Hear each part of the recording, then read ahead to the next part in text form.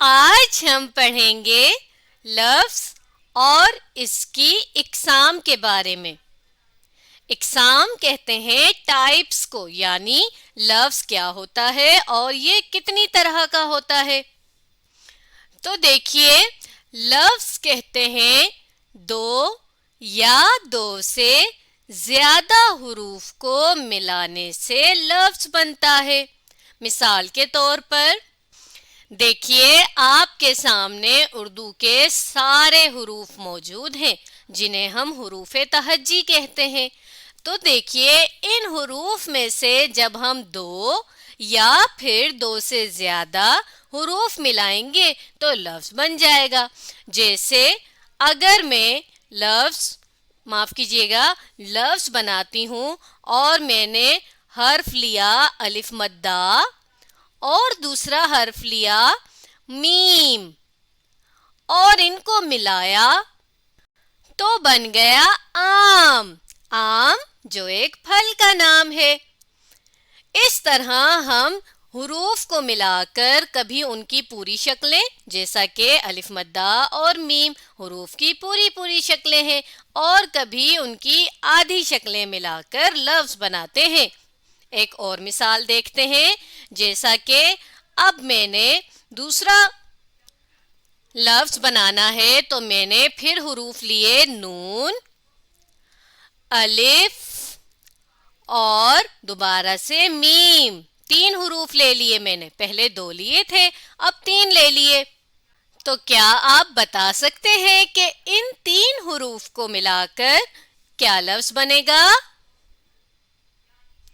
نام، بالکل صحیح، لفظ بنا نام۔ اس نام میں دیکھیے ہم نے نون کی آدھی شکل استعمال کی، یعنی پورا نون نہیں لکھا، اور الف اور میم ہم نے پورا لکھا۔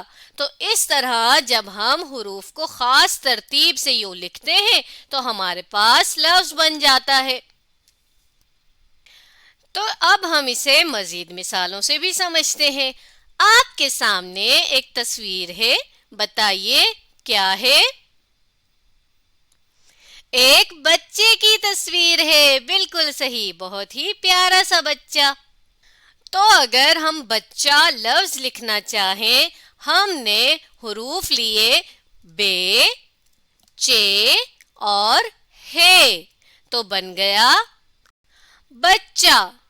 تو دیکھیے کس طرح سے ہم نے ان تین حروف کو ملایا تو بن گیا بچہ۔ اب دیکھیے ایک اور مثال ہے۔ آپ مجھے بتائیں گے کہ یہ جو چار حروف یہاں لکھے ہیں، پے، الف، نون اور چھوٹی یہ، پے الف پا، نون یہ نی، بتائیے کیا بن گیا؟ پانی، یہ لفظ بنا پانی۔ تو دیکھیے اب ہم نے سب مثالوں سے سمجھ لیا، ہم نے دو حروف ملا کر بھی لفظ بنایا، تین حروف سے بھی، اور پانی جو ہم نے لفظ بنایا وہ بنا چار حروف کو ملا کر۔ تو اب آپ نے یہ سیکھا کہ ہم لفظ کس طرح بناتے ہیں یا لفظ کیا ہوتا ہے۔ اب بات کر لیتے ہیں لفظ کی اقسام کے بارے میں۔ یہ جو لفظ اقسام ہے یہ دراصل قسم کی جمع ہے، اور قسم کہتے ہیں اردو میں، جیسا کہ ہم انگلش میں جس لفظ کو کہتے ہیں ٹائپ، یعنی ہمارے پاس ہم یہ دیکھیں گے کہ اردو میں کتنے ٹائپ کے لفظ موجود ہیں، یعنی کتنی قسم کے لفظ موجود ہیں۔ تو دیکھیے اردو میں لفظ کی دو اقسام ہیں، یعنی دو طرح کے لفظ ہوتے ہیں۔ کون کون سے؟ ایک کا نام ہے کلمہ، میرے ساتھ پڑھیے، کلمہ۔ کلمہ کہتے ہیں ان لفظوں کو کہ جن کا کوئی نہ کوئی معنی ضرور ہو۔ جیسے مثال میں نے لکھا روٹی۔ روٹی ایک ایسا لفظ ہے جس کے معنی ہمیں پتہ ہے، یعنی ایک ایسی چیز ہوتی ہے جسے ہم کھاتے ہیں، اس کی ایک پہچان ہے، ہمیں پتہ ہے۔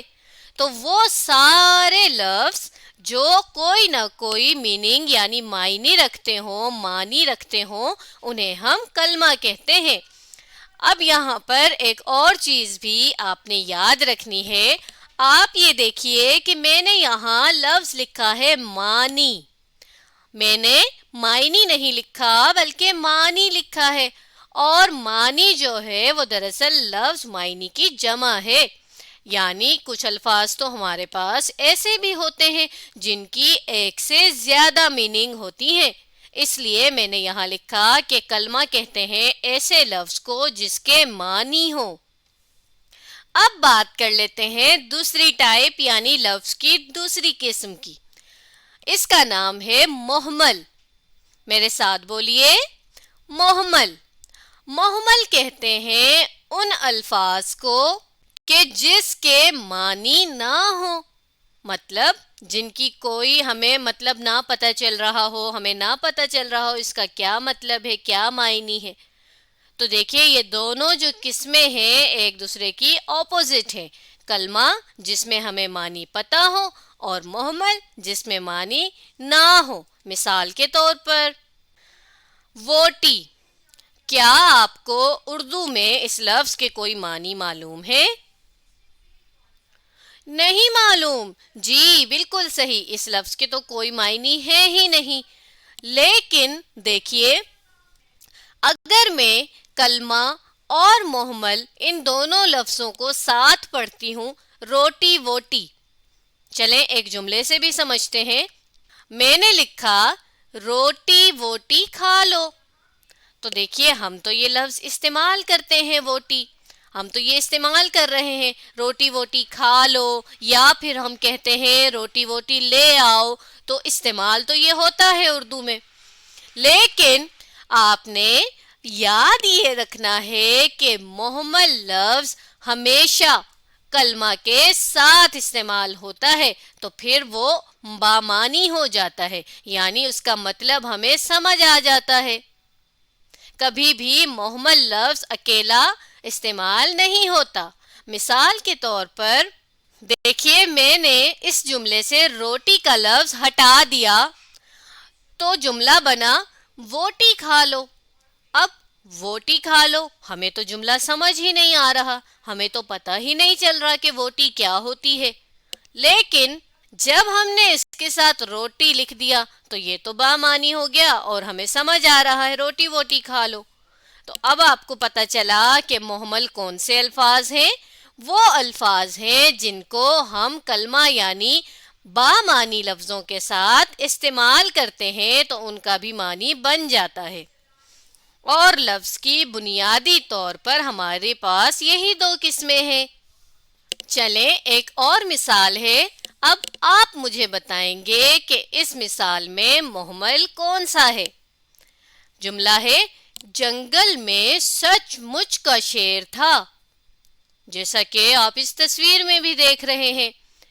تو کیا آپ بتا سکتے ہیں کہ اس جملے میں مہمل لفظ کون سا ہے؟ مچ ہے، بالکل صحیح۔ یہاں پر یہ جو سچ کے ساتھ مچ لکھا ہے یہ ہے مہمل۔ چلیں ہم لکھ بھی لیتے ہیں، مہمل ہے ہمارے پاس مچ، اور سچ کیا ہوا؟ کلمہ ہوا، بالکل صحیح، کیونکہ ہم نے ابھی یہ پڑھا ہے کہ مہمل جو لفظ ہے وہ ہمیشہ کلمہ کے ساتھ آتا ہے۔ تو ہم نے لکھ لیا کہ سچ کلمہ ہے اور مچ مہمل ہے، کیونکہ سچ کے تو ہمیں معنی پتہ ہے۔ سچ ہم کہتے ہیں ایسی چیز کو یا ایسی بات کو جو سچ میں یعنی اصل میں ہو، موجود ہو، تو اسے ہم سچ کہتے ہیں، لیکن اکثر ہم سچ کے ساتھ مجھ کا استعمال کرتے ہیں۔ اسی طرح ہم اکثر ایک اور لفظ استعمال کرتے ہیں، اور دیکھیے یہ بھی مہمل کی مثال ہے، جھوٹ موٹ۔ جھوٹ موٹ، اب اس میں بھی دیکھیے جھوٹ جو ہے اس کا ہمیں مطلب پتہ ہے، یعنی ایسی بات یا ایسی چیز جو اصل میں نہ ہو تو اسے ہم جھوٹ کہتے ہیں۔ لیکن موٹ کا تو ہمیں کوئی مطلب نہیں پتا، تو موٹ ہمارے پاس مہمل لفظ ہے۔ موٹ ہمارے پاس محمل ہے اور جھوٹ ہمارے پاس کلمہ ہے۔ تو دیکھیے ان مثالوں سے ہمیں پتہ چلا کہ محمل کا ہم کس طرح استعمال کرتے ہیں، اور ہمیں یہ بھی پتہ چلا کہ ہمارے پاس لفظ کی دو ٹائپس ہیں، ایک بامعنی لفظ اور ایک بے معنی لفظ۔ چلیں ایک اور مثال بھی دیکھ لیتے ہیں۔ یہاں پر ایک تصویر ہے، ایک لڑکے کی تصویر۔ اب اگر آپ سے میں پوچھتی ہوں کہ یہ لفظ لڑکا لفظ کی ٹائپس یعنی قسم میں سے کون سی قسم ہے، تو کیا آپ مجھے بتا سکتے ہیں؟ بالکل صحیح، لڑکا کلمہ ہے، یعنی ایسا لفظ ہے جس کا تو ہمیں مطلب سمجھ آ رہا ہے۔ تو چلیں ہم نے لکھ لیا کہ یہ ہمارے پاس کلمہ ہے۔ اب اگر اسی لڑکا کے ساتھ میں لکھتی ہوں وڑکا، تو بن گیا لڑکا وڑکا۔ اکثر استعمال کیا جاتا ہے، یعنی کہ لڑکے وڑکے کھیل رہے ہیں یا لڑکا وڑکا وہاں کھڑا ہوا تھا۔ تو دیکھیے لڑکا کا تو ہمیں مطلب پتہ چل رہا ہے، لیکن وڑکا کا تو کوئی مطلب نہیں ہے۔ تو بتائیے کہ یہ جو لفظ وڑکا ہے یہ کیا ہوگا؟